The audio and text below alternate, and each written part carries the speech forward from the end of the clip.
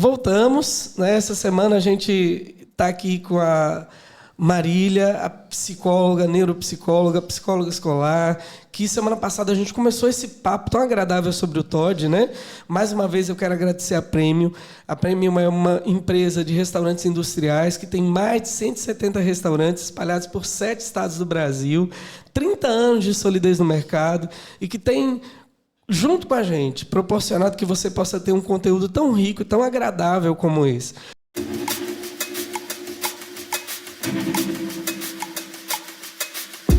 A Premium surgiu em 1990, no coração da capital paulista. E desde então realiza projetos personalizados de restaurantes e serviços de facilities para mais de 500 clientes de todos os lugares do Brasil. Na Premium, o projeto dos sonhos é real. Saiba mais.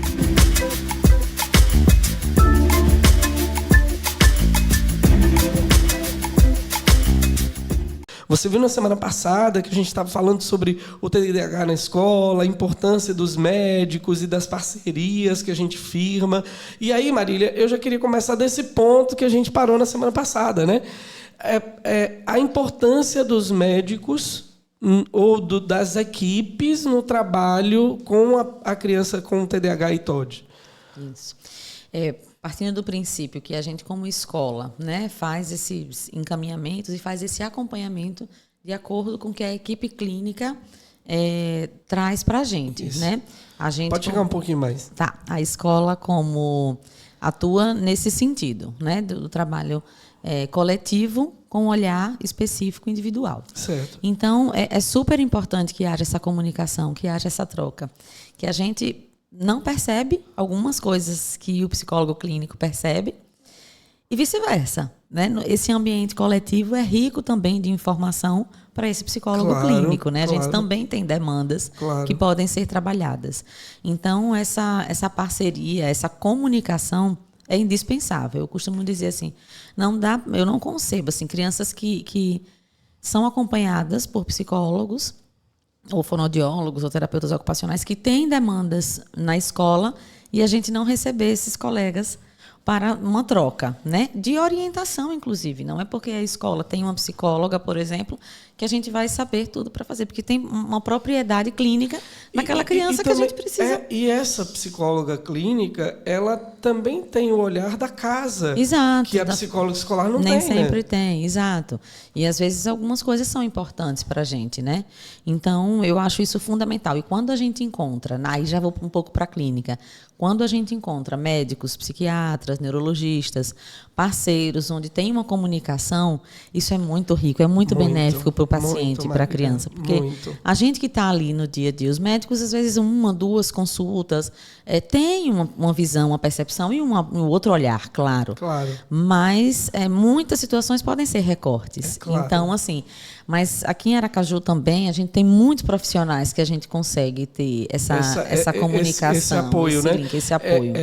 A gente fala aí, você que é médico, ou não somente os médicos, mas os terapeutas ocupacionais, os fonoaudiólogos e outros profissionais que trabalham também com esses transtornos, a gente apela para vocês que tentem entrar em contato com a gente que está na clínica ali. Quem é o psicólogo desse garoto? Como é e tal? Para entrar em contato. Olha, a Cássia, olha, Marília, eu notei em fulano de tal, isso aqui e tal, não sei o que, isso é relevante para você e tal. É o que o Camilo faz, o Camilo lá de Minas. O Camilo manda uma mensagem para mim dizendo, Cássio, eu notei hoje na conversa com o cliente, quando ele entrou aqui, eu notei que ele... É o que o Eric faz. Cássio, eu notei, quando o fulano de tal entrou na consulta, que ele apresentou isso.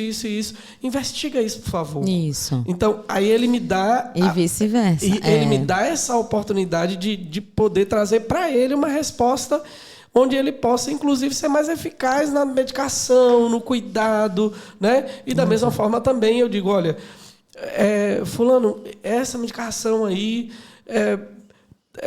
por exemplo, aconteceu uma situação agora interessante.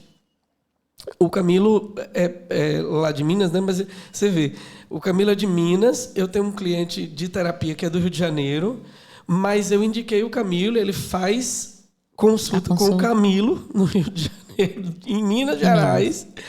E aí, ele, por exemplo, e o Camilo, eu não vou ficar aqui muito tempo falando de você, Camilo, eu não posso ficar falando muito tempo de você, porque você sabe que eu gosto de você, cara. Porque o Camilo é de um cuidado, Marília, é de um cuidado que eu fico assim, sabe? Por exemplo, mesmo com o laudo que chega para ele, mesmo com o laudo neuropsicológico, ele não vai direto logo no psicoestimulante. Ele vai ali na bupropiona XL, e aí a pessoa toma bupropiona XL durante um tempo, e ele vê como é que funciona, se melhorou, se não melhorou, para depois ir para o psicoestimulante. Perfeito. Então, assim, o Camilo é uma doçura de gente, né? É mineiro, né? Então só podia ser essa doçura de gente aí. Mas veja, isso é importante. Outra coisa que a gente conversou no final do outro programa é a questão da criança, que é a criança que diz assim, eu sou TDAH, né? Que agora, assim, eu acho super importante a gente conversar com as crianças sobre quais são as necessidades, né? Não especificamente, como eu já falei no outro programa, de um diagnóstico em si. Mas eles, se quiser nomear, tudo bem, né? É a critério de cada um. Mas a gente precisa entender quais são os comportamentos que estão precisando de ajustes, né? De alguma ajuda.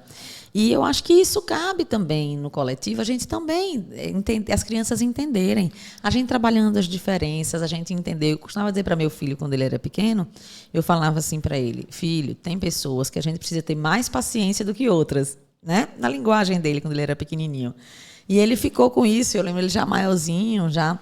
E aí ele falou assim, ele teve um colega na banca, e aí ele falou assim para mim, mãe, fulano fez isso, isso, isso.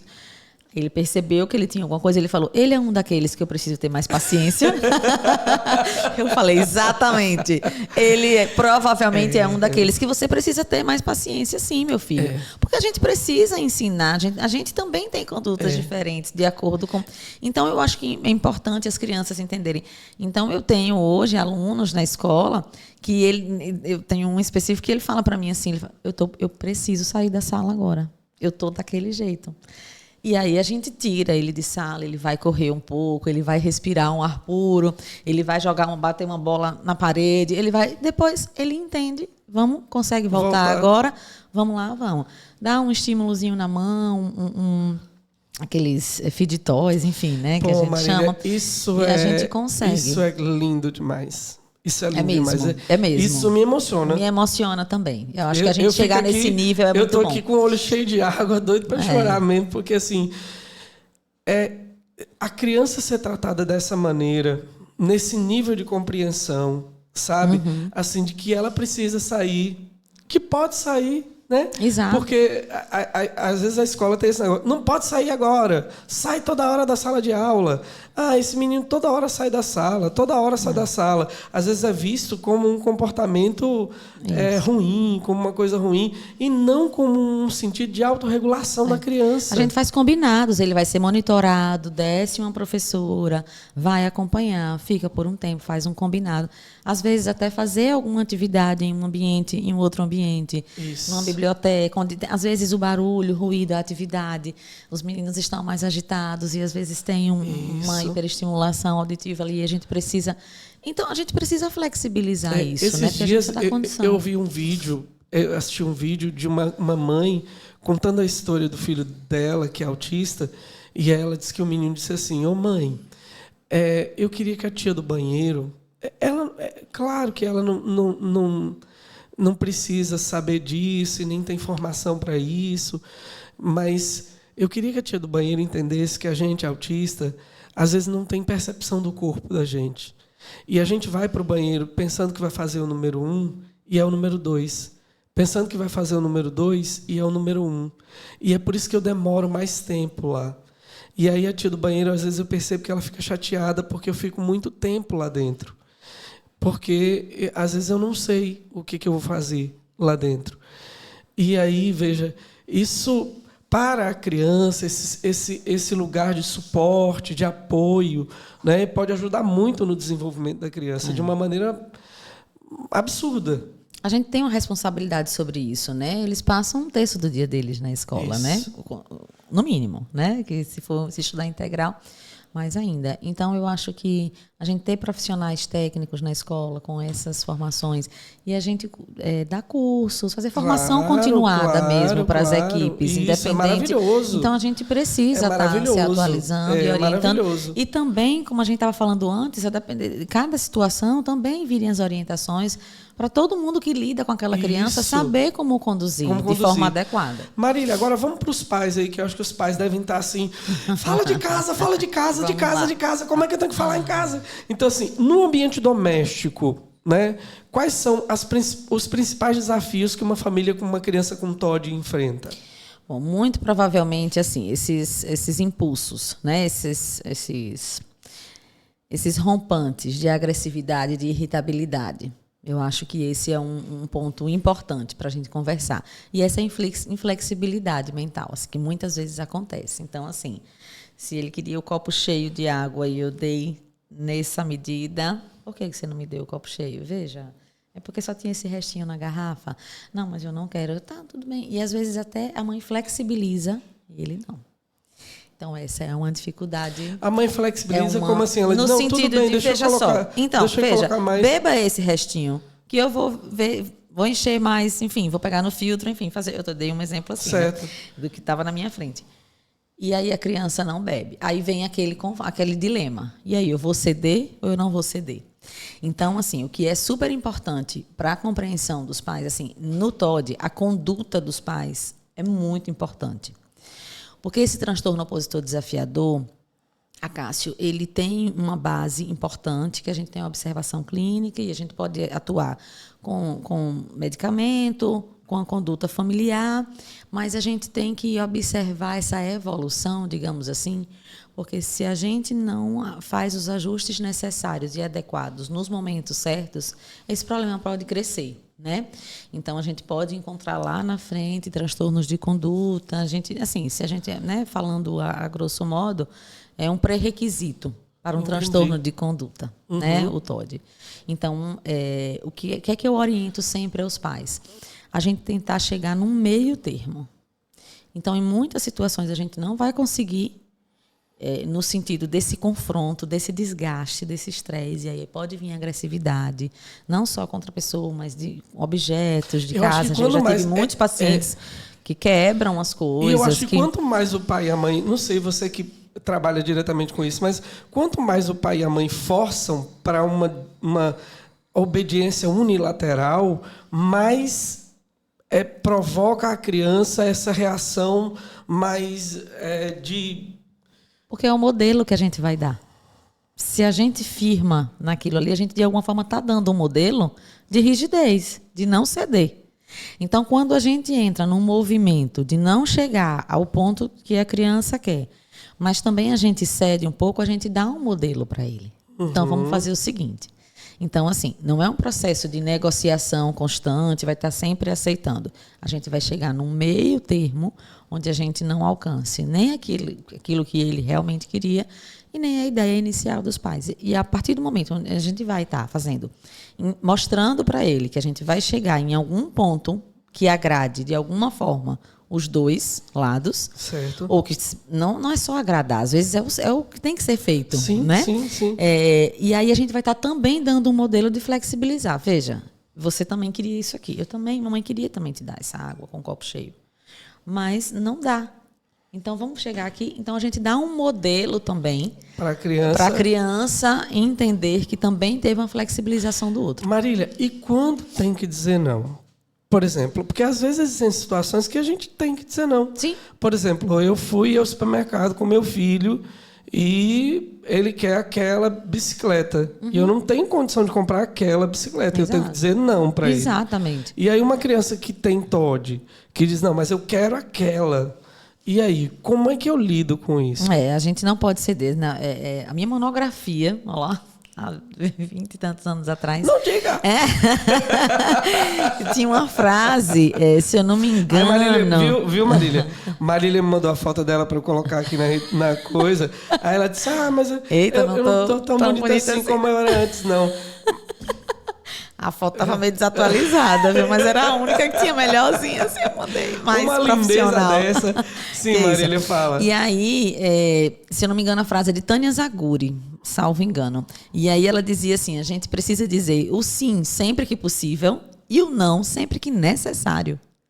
Então, a gente precisa, ou não precisa ser dito.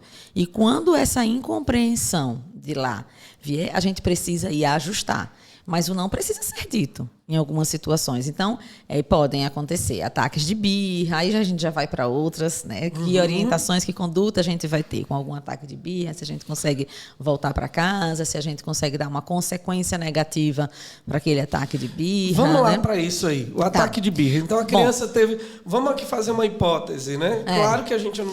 As hipóteses são muito furadas porque a gente não tem uma pessoa ali. Mas, digamos, eu fui lá com meu filho no shopping e ele queria aquela bicicleta. Exato. E eu disse, não é essa, você pode levar essa. Exatamente. E ele não quis, ele quer aquela. Bom, e aí ele começa a ter um ataque de birra no supermercado. Pai, ele se joga no chão e ele começa a gritar e vamos lá. O que eu faço? Num pano geral, assim, certo.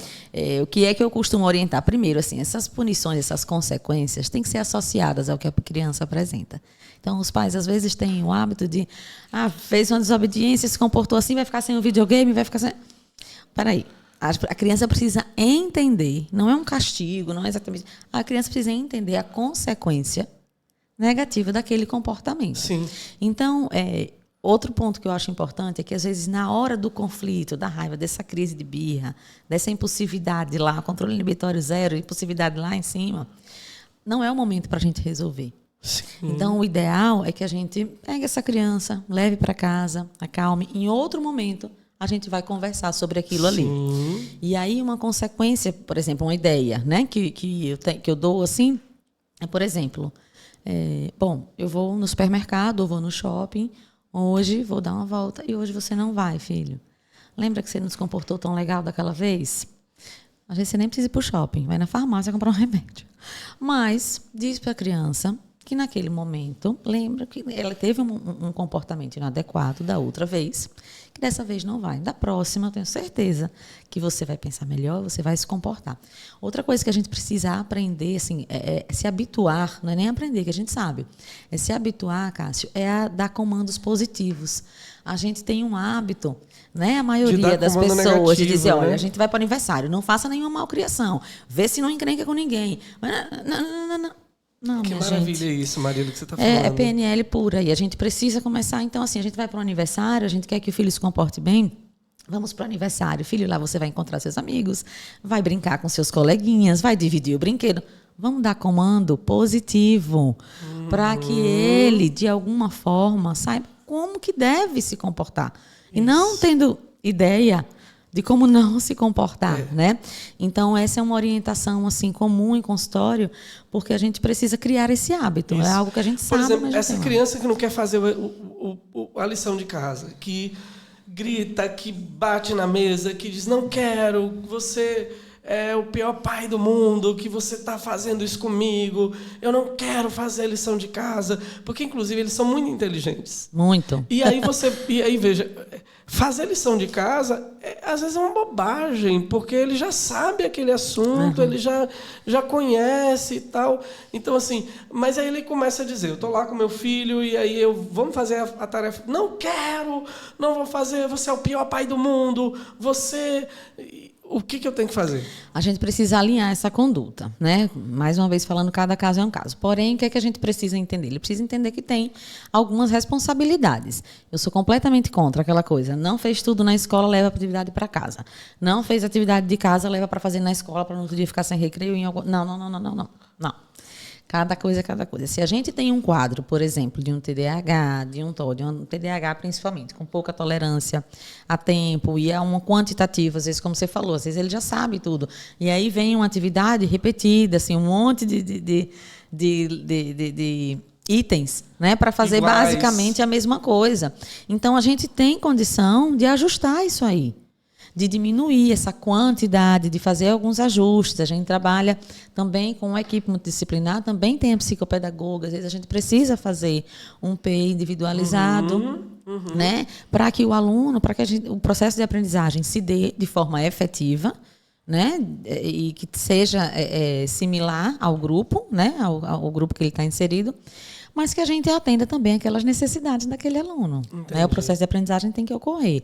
Então, a gente pode fazer alguns acordos também nesse sentido. Eu acho que de flexibilizar alguns horários, tempos, dar os tempos, como a gente falou, assim, de descanso. Fazer meia hora, descansar um exatamente, pouquinho, depois vai de novo, exatamente. Tá? E alguns combinados com a escola, de reduzir alguma coisa, né? Nesse sentido. Eu acho super válido. Exatamente. Isso aqui é um canal que precisa ser aberto. Isso aí foi maravilhoso você colocar. Às vezes precisa conversar com a escola e dizer, olha, ele já sabe o assunto, vamos diminuir aqui o tempo dele. Isso. Outra coisa, Marília, que eu queria perguntar.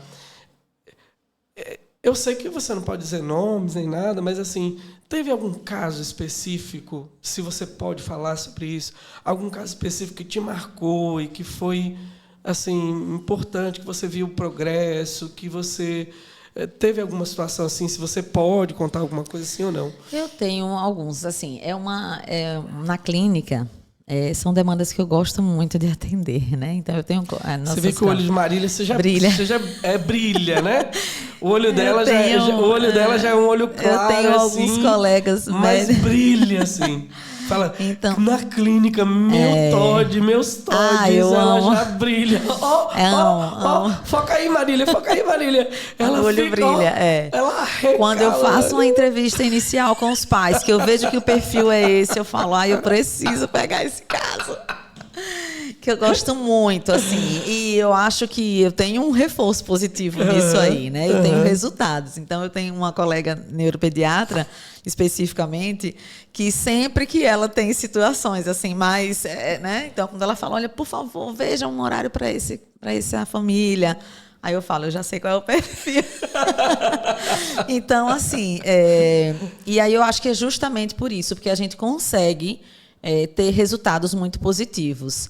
Né? Eu tenho muitos exemplos, mas tem um específico em que eu peguei alguns anos atrás, e aí assim, ele não conseguia ficar em escola nenhuma. E a apresentação dele para mim no nosso primeiro dia de consulta foi assim, meu nome é fulano, eu tenho, enfim, ele tinha acho que 6 anos, e eu já passei por 7 escolas. Foi a apresentação dele. E aquilo ali me entrou assim, eu falei, não é possível isso. Eu já tinha feito a entrevista inicial com os pais, mas olha o que ficou para ele, né? Como se eu não dou certo em escola nenhuma. Eu sou um problema. E aí a gente fez todo um processo assim de reconstrução, né? Primeiro, emocional desse paciente. Um suporte familiar gigantesco, porque a gente precisa acolher essa família também. Foi uma família que se apropriou muito do caso. Que maravilha. Frequência, outros profissionais. Olha que coisa linda. Então, a gente tinha uma rede de apoio muito boa. A gente fazia reuniões entre todos os profissionais que atendiam. Então, entrou TO, entrou fono, entrou psicopedagoga, porque também teve uma lacuna pedagógica importante, né? Porque eram questões comportamentais. E aí a gente foi ajustando. E aí, assim, a gente começou a perceber que depois já não era mais uma questão das escolas, assim, era ele mesmo que já não se sentia pertencente àquele ambiente. Então, foi uma reconstrução. E aí, hoje, esse paciente está totalmente inserido. Olha que beleza, a gente que tem maravilha. algumas questões, mas o TOD a gente quase não vê mais. Comportamentos opositor, desafiador. Então, assim, graças a Deus, eu tenho vários casos, mas esse é um que eu sempre... Está comigo até hoje. E a gente fica muito feliz quando a gente vê a família entrando assim de cabeça. Isso é fundamental. Porque, olha, e aí eu falo diretamente para as famílias aqui. Tem muita família que leva a criança para fazer terapia e acha que 30 dias de terapia, 60 dias de terapia vai mudar seu filho. Veja, a gente só tem 1 hora no consultório, 50 minutos no consultório com essa criança. A gente tem uma técnica específica que ajuda a gente a ir montando suporte para que essa criança possa aplicar esse suporte de comportamento na vida dela no cotidiano.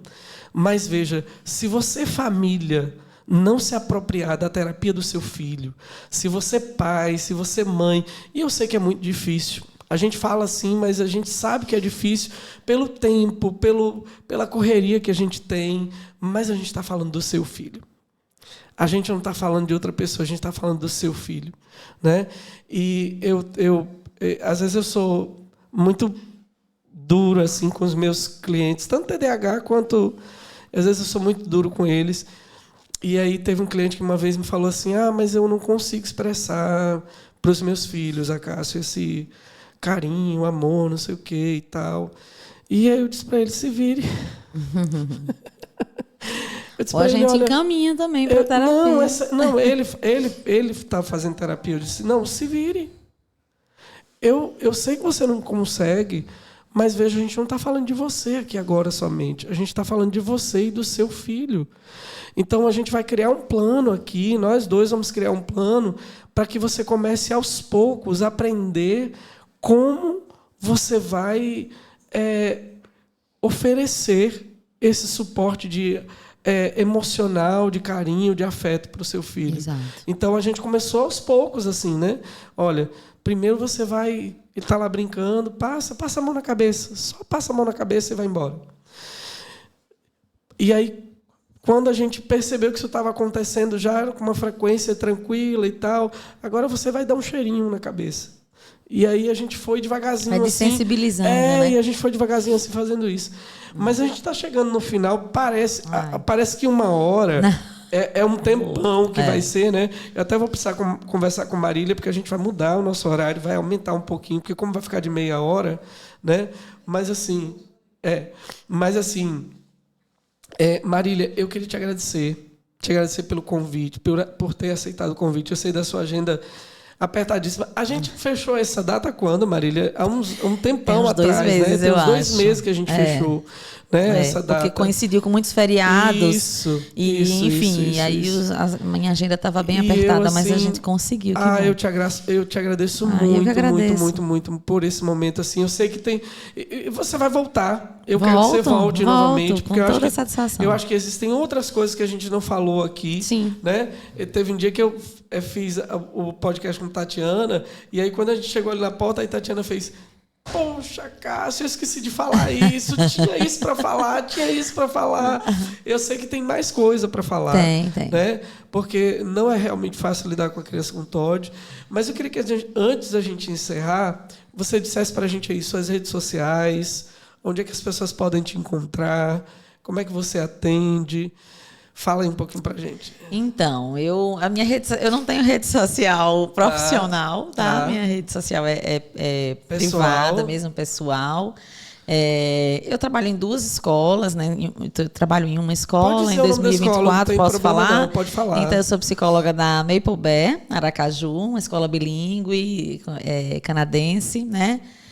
Sou muito feliz em trabalhar lá, uma escola muito, muito bacana, muito completa. Estou entrando aí também no Unimais, com o programa de habilidade socioemocional, que é o LIVE, né, que é o que eu amo fazer também em escola. Então, ensino fundamental 2 e com a psicologia escolar também. Certo. E atendo em consultório, né? E aí a agenda é pessoal mesmo. Como enfim, é que o meu procura consultório... você no consultório? Eu trabalho na clínica Via Saúde. Via Saúde. Então, o na pessoal Avenida liga Antônio lá pra Fagundes Via de Saúde Santana, exatamente. E diz, eu quero aquela moça do podcast. Pois vamos lá. Aquela moça do podcast é ela. É ela. Nós somos 3 psicólogas, é uma clínica relativamente pequena, com 8 salas, somos 3 psicólogas. Mas aí vocês podem procurar e aí a gente está lá à disposição. Obrigada, Cássio. Muito obrigada. A você. Foi uma satisfação. Obrigada pelo convite, mesmo, tá? Gente, tá aí. Eu amo quando esses programas fluem, assim, né? Que a gente ficaria horas aqui batendo papo. Verdade. Eu amo quando esses programas fluem. Às vezes nem todas as perguntas que eu provoquei aqui a gente acaba falando, né? Mas eu espero que tenham sido 2 episódios muito importantes para você, que você possa, a partir daqui, porque, na verdade, o que a gente quer é criar insights, criar oportunidade de pensamento, criar oportunidade de mudança, de melhora para a qualidade de vida, a sua qualidade de vida, a qualidade de vida da sua família. A gente não falou muito sobre o TDAH, porque a gente já vem falando muito sobre o TDAH e falou especificamente sobre o TOD, principalmente porque o TOD é um transtorno extremamente incompreendido. Né? Isso mesmo. O TDAH já é incompreendido, né? Já é muito incompreendido. Às vezes eu me deparo com pessoas que veem um comportamento do TDAH e acham que é um comportamento de malcriação, ou é um comportamento, ou que ele não... mas sente, compre uma agenda. E isso é uma balela muito grande, isso fere, inclusive, quem ouve, principalmente os TDAHs adultos, né? Porque o TDAH adulto ele tem uma caminhada histórica mesmo, de Sim. dificuldade. E aí ele já comprou milhares de agendas, ele já perdeu milhares de agendas, isso ele já fez 1000 vezes. E quando você diz para ele de novo, faça isso, é como se fosse uma coisa banal e simples para ser feito. Mas o TOD, né, que a gente nunca tinha falado especificamente sobre isso, o TOD ele tem uma questão de, às vezes, olhar para aquela criança com um certo preconceito, de colocar aquela criança, até esse caso que você falou, né, da criança que não se sentia mais ambientada, porque, claro, uma criança que tem TOD, que vai se opor, né, então vai chegar um momento na escola que vão olhar para ela e vão dizer, fulano, lá vem fulano, e não vão aceitar essa criança mais no espaço, e aí, claro, ela não é boba, ela não vai se sentir pertencente. Exato. E uma das coisas que a gente mais tem necessidade no mundo é de se sentir pertencente. Né? A música já dizia que a coisa mais importante do mundo é amar e ser amado em retribuição. Né? Amar e ser amado em retribuição. Obrigadão, obrigado, Prêmio, e até a próxima semana com mais um movimento aí. A gente na próxima semana vai falar com a nutricionista Yasmin, a nutricionista da Prêmio. Então a gente vai falar com Yasmin sobre a importância da alimentação nos transtornos neurotípicos, principalmente do TDAH. O que o TDAH tem que comer e o que ele não tem que comer. E aí, por exemplo, a gente vai falar provavelmente de que ele não pode comer muito açúcar. Que ele tem que comer para que ele possa ter uma produção de dopamina, serotonina e outras ninas aí que ele precisa a contento. Muito obrigado e até a próxima semana.